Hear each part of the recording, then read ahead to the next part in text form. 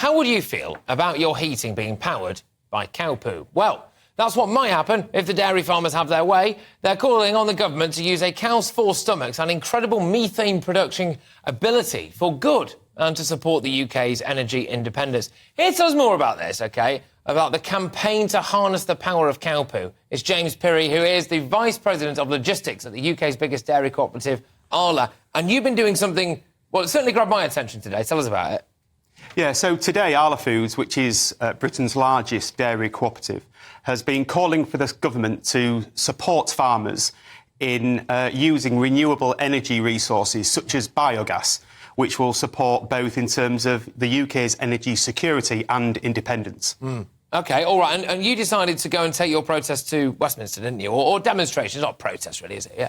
Correct. So today was about driving awareness. So what we did today was we erected a dairy-inspired Victorian sewer lamp to showcase the untapped potential of biogas as a renewable energy resource. OK, all right. And how did that take the form? Wasn't it a giant cow or something? Is that right? It was. It was a giant cow with a Victorian sewer lamp attached to its rear.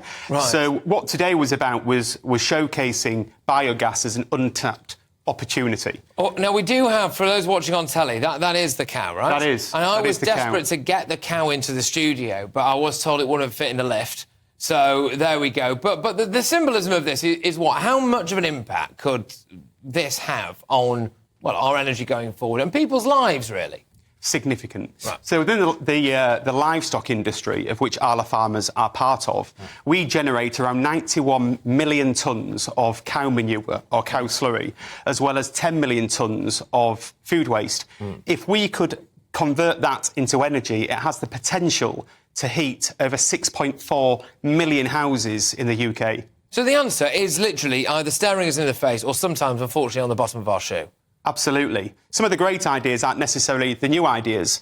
And what's interesting about today is we've taken a Victorian-inspired sewer lamp to showcase the untapped opportunity of biofuel. OK, look, fantastic stuff. I do really appreciate you coming on and doing this. And like I said, it certainly piqued my attention, this, because I was aware of this cow in the middle of Westminster, and I thought it was a great idea to raise awareness. And why not? And just lastly with you, I mean, look, could this be cheaper than us doing some of the other novel, slightly annoying ideas that we're being told about at the moment?